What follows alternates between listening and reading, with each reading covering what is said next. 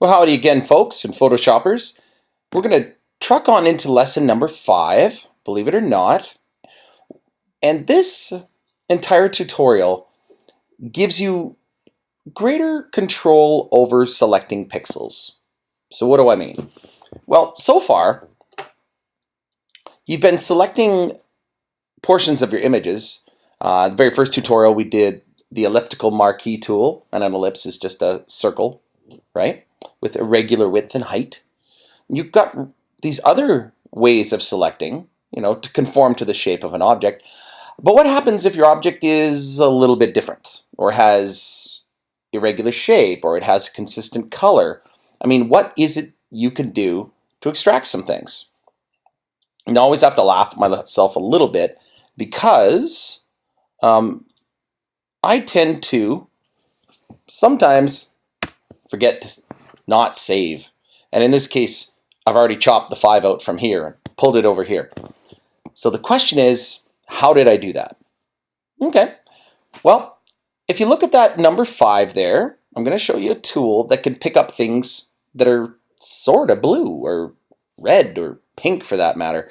It's a really neat tool. So we'll come over here, and again, you've seen these, and there's some new ones that'll come up here. We'll be using these today as well.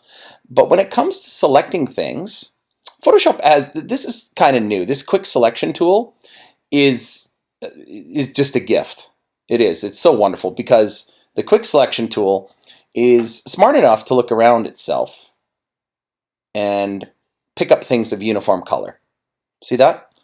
It knew, absolutely knew right there that this is blue. So if I want to move that off, I can totally go for it. Do you see how we're working on one layer, folks? Anything you do on this layer ruins this layer. So I'm going to hit undo. Well, let's go back right there.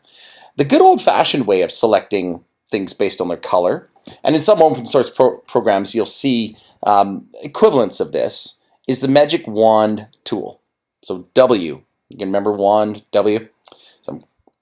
So I will deselect, and I'm going to rock this old school. I'm going to select the Magic Wand tool and then show you what it does. And now this tool is capable of picking up colors, but it's got something called tolerance. So I know what you're saying. Why not just use this? It's so much better. Yeah, but the Magic Wand tool has a lot of abilities. And in terms of selecting, we're just going to select directly on the object for now. If I set this wand tool to be very intolerant, okay, so I'll set it really, really, really low, like a tolerance of like 5. Do you notice that when it selects blue, it's so intolerant of blue that it just, nope, that's not blue, that's not blue. Let's say I tell it to be totally tolerant. So I'm like, hey, ridiculous.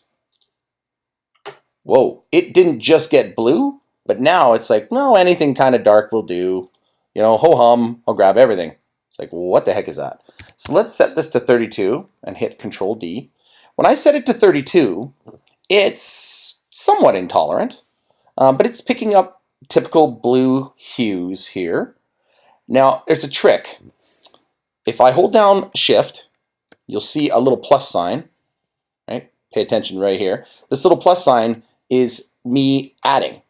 So I can add to my selection.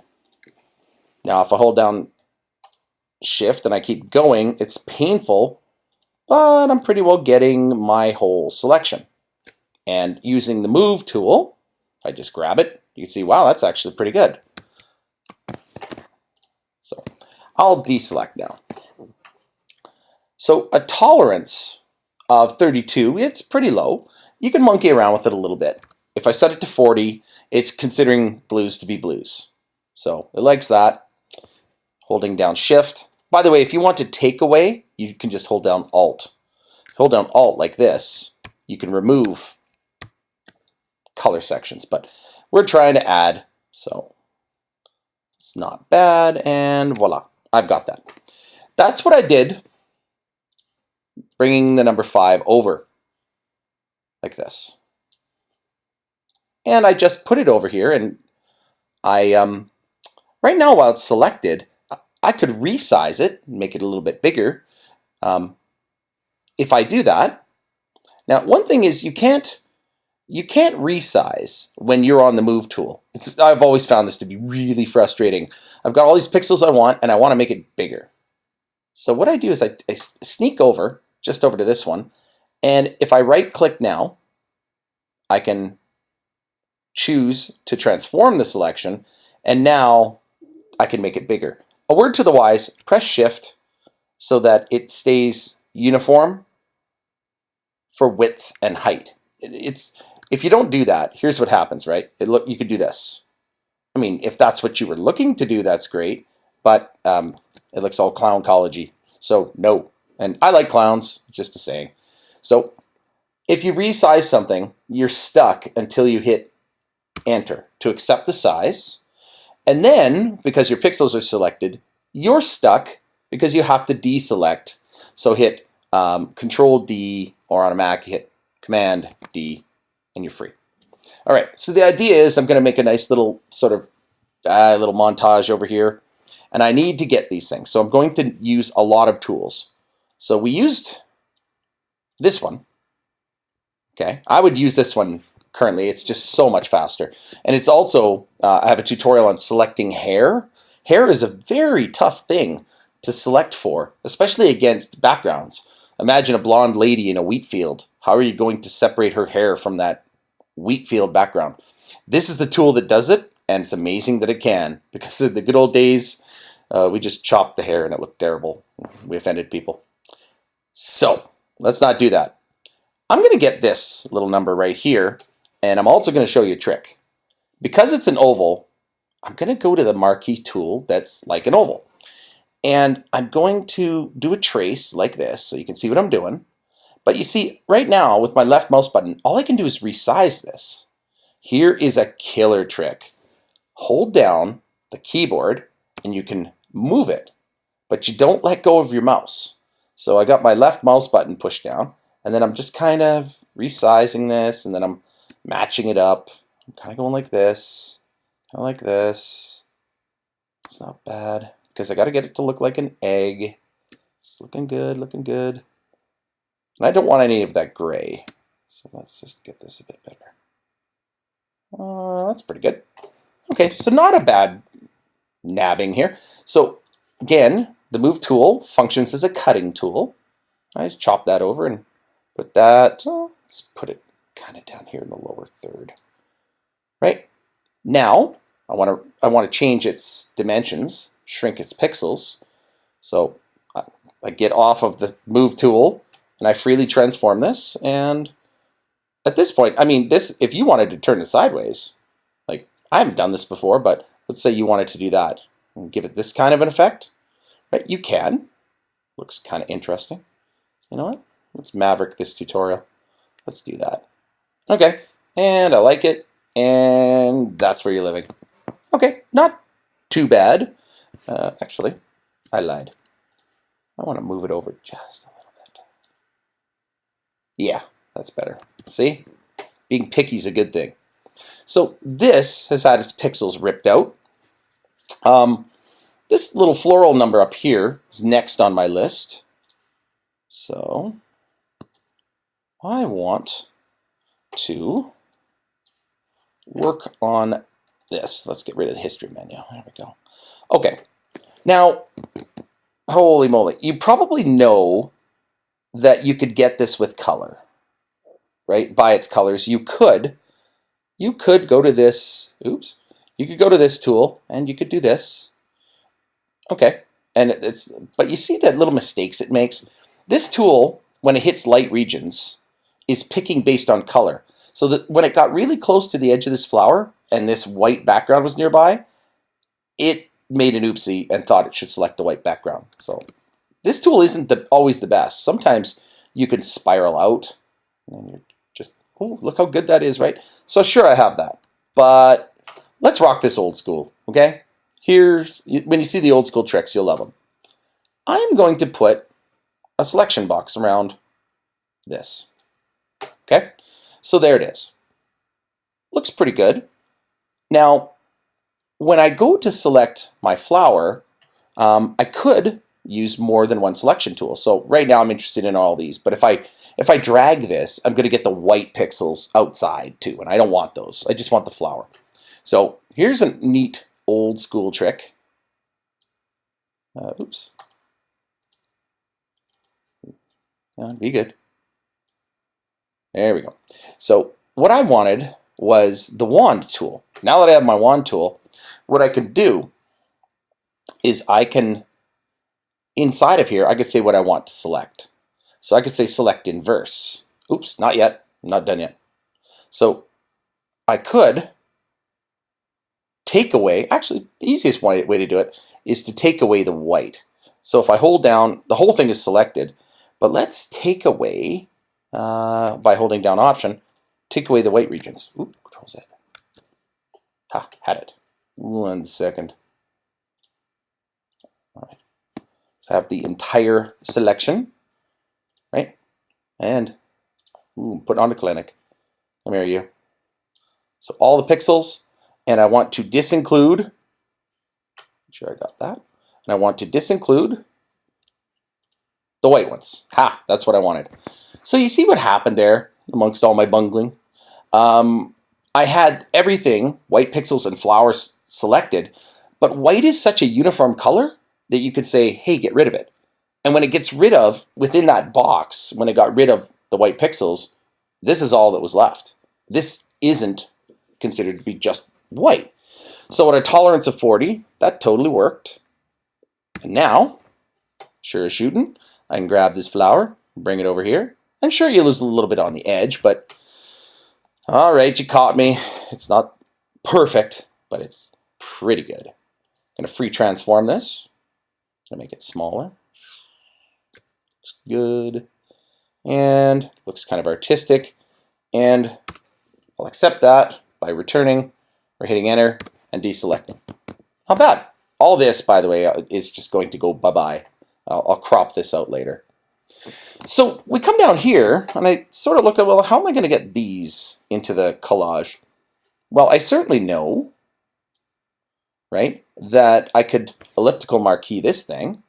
So let's all right. I can do a circle pretty easily. By the way, when you drag to make a circle like that, that's one way of starting. So let's deselect.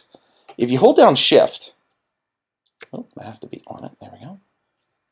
If I hold down Shift and I radiate outwards, right, I can kind of go from the middle out. That's another way of doing it.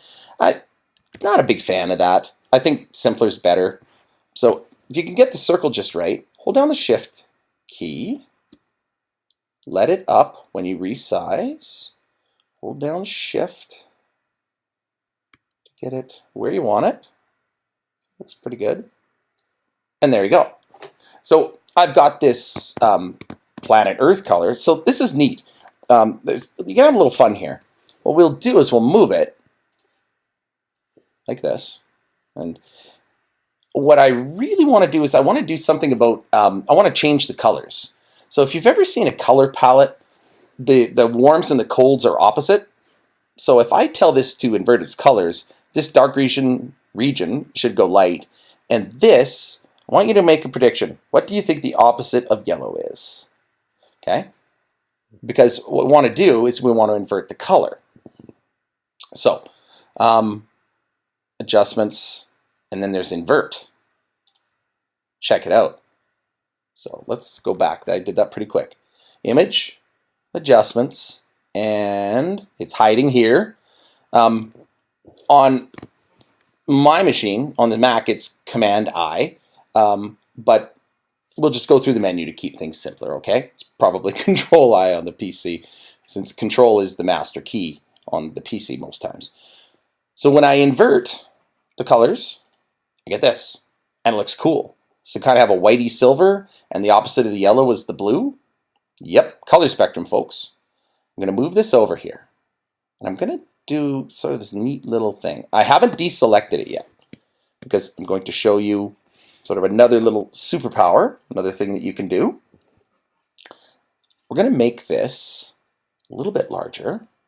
So selecting off of the move tool, and I'm going to free transform it, and holding down shift so I get a proportional sizing. That's not bad. I'm going to put it right here. Then I want to make a copy of this. Now this is a trick on lots of pretty much any system. You see this with Microsoft. If you ever make an object and you just want to make clones of it, instead of cutting and pasting, you could hold down your Alt key. And on my Mac, my Alt key is also known as my Option key. Now, let's see here. I'm going to accept that, okay? Now, let's see. It's a move tool thing. So now keep an eye right here on my cursor on the move tool. Okay, my resizing, I hit enter to accept it. You see the two arrows? See how it's a black arrow and a white arrow? What that means is you're cloning. And while I'm holding down Option, I clone this like that. And I do a little resize-a-rooney. And I'm going to make it a little smaller. So sort of like this. There we go. Accept the clone. And I'm going to repeat the pattern by holding down Alt. And I'm going to go a bit like this. And if we transform it, have some fun. That looks good.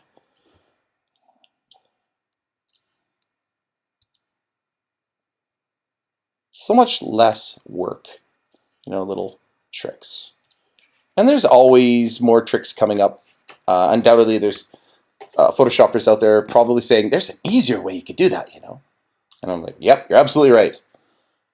Absolutely right. Let me just do a little bit of erasing. That's in the way, and I don't want that.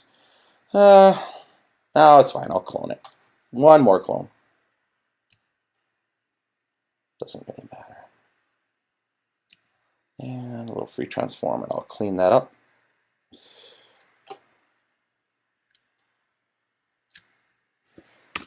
And I'm pretty happy. So I'll say, actually, you know what I'll say at this point? How about I create a snapshot in my history so that I have a place to go back to?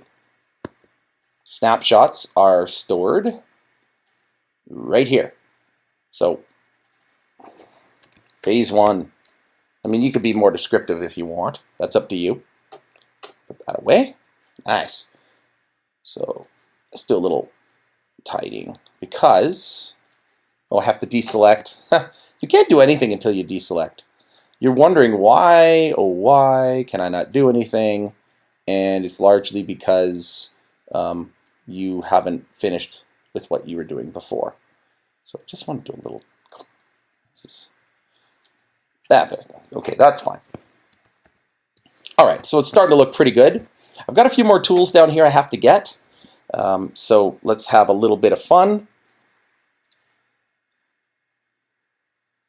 Okay, not too pixelated, but just enough. There we go. So I want, zoom out a little bit. I want to get my hands, on this little number here, but it's kind of irregular. So yes, I know, I totally know that it's driving me crazy.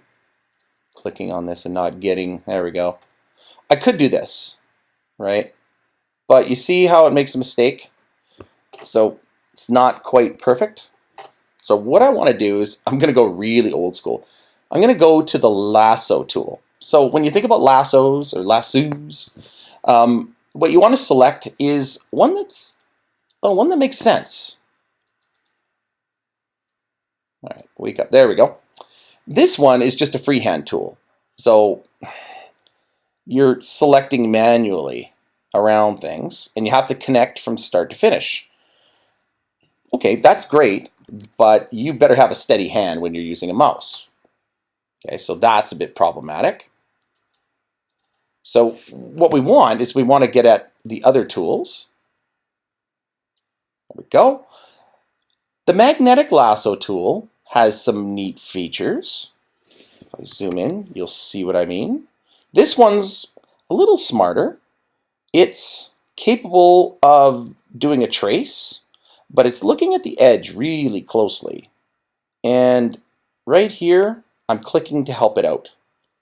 So I'm freehanding, not using the mouse, and then I'm going around like this. Now, this is where you start to run into trouble because it has difficulty. See right there? Look, it's not laying down the track correctly. And it's all madness and you get frustrated. So you hit escape to escape. You can use a combination of tools if that's what you want. You could start with something like this. Say, okay, that's not bad. It's kind of getting there. But if you just want to go old school, you can use the polygonal, which is you literally just tracing around it manually. Okay, so this can be painful. But the thing about it is it's not going to make any big mistakes, right? It's just following orders. You find tools like this in open source Photoshop alternatives like GIMP. The magnetic lasso in GIMP is called Intelligent Scissors. I like GIMP. I've worked with it. It makes me a little crazy sometimes because, let's see where I am here. Lost my, aha, escape. Nice mess up. It can make you a little bit crazy simply because as a tool, it's a little less familiar, right? GIMP can be a little less familiar than you're used to, right? Zoom out a little bit. All right, so I'm just kind of hurrying because I lost my place a moment ago. Of course, I know you'll do a much better job than me. Yep. Have faith in you. All right. Okay, so if you're going to hold to the geometry of something somewhat decently, use lots of clicks, put lots of contour points, especially when you get around a corner. I know, it's painful, isn't it? This tool is the one that's been used forever to Photoshop people for like yearbooks and things like that. That's why the hair, when it's cut out, looks really bizarre. When you get to the end, you'll see a little dot show up, and it means you're connected. Okay, so you've got those pixels, so go ahead, nab them, bring this up. I want to tilt the pen, so when I free transform, like this, oops, I didn't want to free transform. There we go. And I grab the selection. Just a sec. I want to free transform. Don't transform the selection. It thinks you're trying to make your guide bigger or smaller. So there we go. That's the one we wanted. So now tilt the pen, kind of bring it up, put it kind of like right there. I'm going to hold down Shift and resize it just a little bit. Make it a stud to your pen. Look at that. You know what? Everything's flowing from left to right. So artistically, I felt kind of dumb there for a moment. So let's say I left the pen kind of here on my notebook. Return and deselect. Ooh, so pretty. Okay, there's one more to go. At this point, you have used so many tools. This I shall leave to you, my friends. You call it. In your humble opinion, how are you going to go around this? Well, you could try this. And I know what you're saying. Well, if you made this smaller, right? Change the size, make it smaller, right?